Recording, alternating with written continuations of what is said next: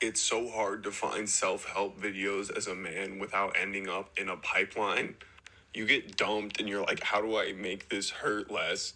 So you look it up online and some buff bald dude who sells courses is just like, do push-ups, make your bed, eat peanut butter till you feel better. And it kind of works a little bit. Now 6 months have passed, you're a brown belt in jiu-jitsu. The only thing you eat is elk meat, and you got to convince yourself that you're an alpha even though you work at a job with a supervisor.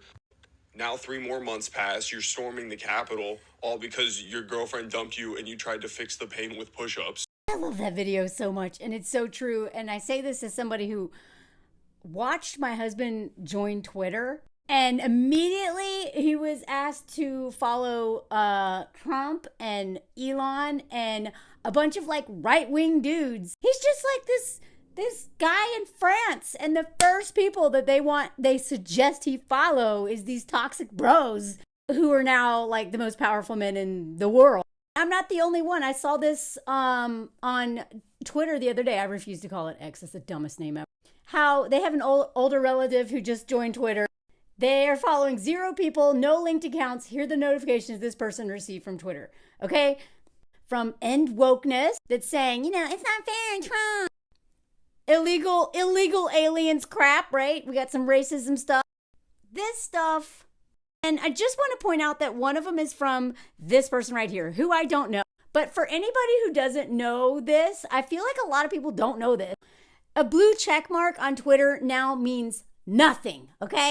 It used to mean a verified account, which usually was journalists, celebrities, politicians, like people who had, like some sort of standing or some sort of like, they were a public figure, Some of these public figures were terrible people, but at least like a alt-right inchmel in his basement couldn't get a blue check unless they did a lot of work of, unless they were a famous inchmel, right? Like, so blue, and this is why journalists like that, like the Twitter just killed journalism. But back to my original point is that is the stuff that is literally being fed to men.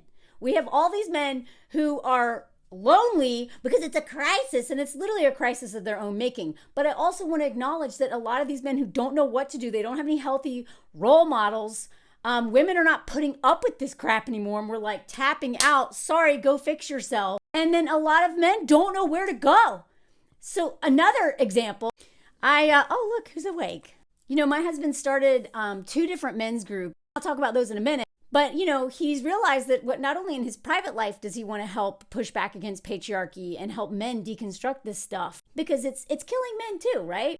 But he wanted to see, like, because he really admires what I'm doing with, my platform and my work in terms of helping women deconstruct this and, center themselves instead of men, which ends up getting us killed.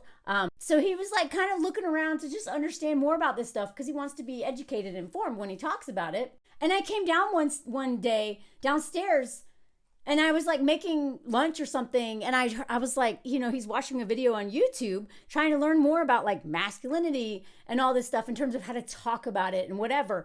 And it was a video talking about betas.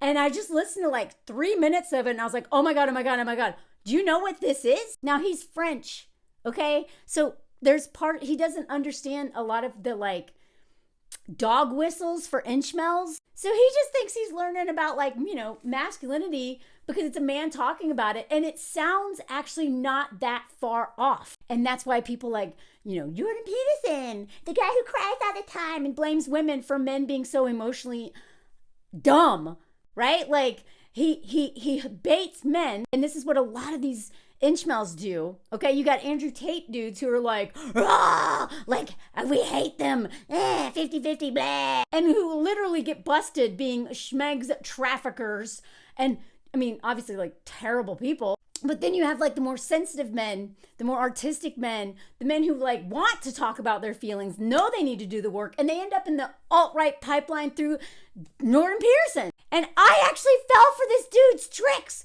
because I as somebody who was like lived as a tomboy and in the men's world so much and really identified with men and became like a toxically masculine feminist, as I wrote about for Outside Magazine. I understand, and I've worked with teenage boys who were so toxic and saw how they could change so quickly when you gave them the language to talk about their feelings, when you help them with conflict resolution tools, right? Like the Outward Bound courses that I worked on, one of them, it literally changed my life. That's what gave me hope. And those boys actually called me out for being like toxically masculine, because they were just like, Mel, you're really cool, but like you hide behind jokes. And they had my number, and I was like, oh my God. I'm worse than teenage boys with my internalized misogyny and my cool girl pick me kind of stuff, right? But I identify with, I kind of took the route to handle my own like trauma from my past, and where instead of like diving into relationship, I became super individualistic lone wolf who's just, a masochist through outdoor adventure sports and adrenaline and stuff like that, and constantly put myself in harm's way. And then I didn't know how to talk about my feelings. I identify with men so much, right? Like I always have, because I'm like, and part of my healing is learning how to like embrace more like feminine stuff, even though I hate the like masculine feminine, because that's been like weaponized to you, like in terms of, it's just been more like white supremacy patriarchy talk under what's feminine and masculine, right? It's not, I don't believe in those words, but they're used so wrong, like so poorly to make, just like to rebrand patriarchy,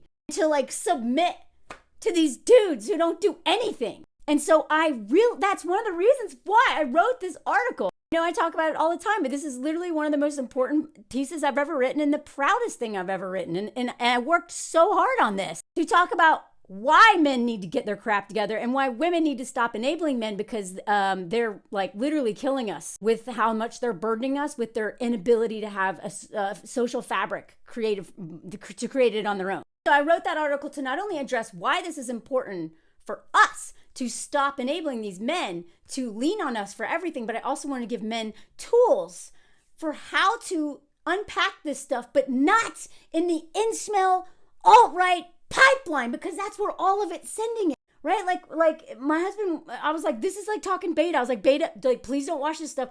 As soon as he tried to like literally listen to anything about men's groups and masculinity, boom, Jordan Peterson, boom, beta. And I haven't made a video on Jordan Peterson yet, because I can't stand that dude. I don't want to spend the time having to read any more about him. But he's anti-trans and he is anti-woman. And, everything is like men are the victim of this system they created, right? Men are harmed by it. Men die all the time because of it. Men suffer under it. But to center yourself as the victim of patriarchy is so mind-blowing, but it makes sense. The same way when we realize that we are harmed by white supremacy culture and it literally makes us dead inside, that doesn't mean that we are like the victim of it, right? We're harmed by it, but we benefit from it, right? And so our job is to work on ourselves, to heal ourselves, but we are never to be centered, because we cause so much harm because of this, right? So when I started to see like, oh, that's what those dudes are doing. They're centering the lonely male crisis as this thing, as if women aren't lonely too, as if women aren't dying all the time. Oh, men unalive themselves? Yeah, I know. My cousin did, who traumatized the whole family. And why? Because he had nowhere to go. The therapist that he went to was trash. He didn't have the support. So this is why I care. I don't want to lose any more men to this.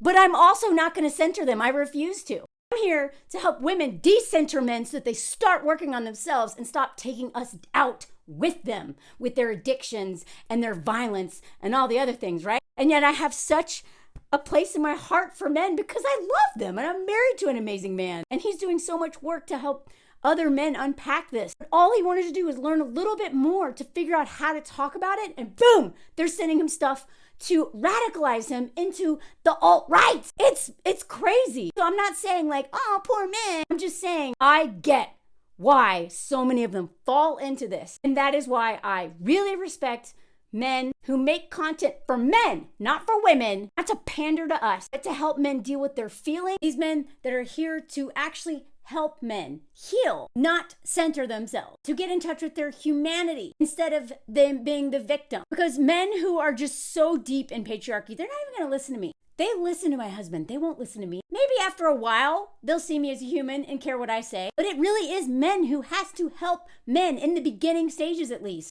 And yet so few of them are willing to do that work. Instead, they make content that exploits women who need hope, and then they make money off of us.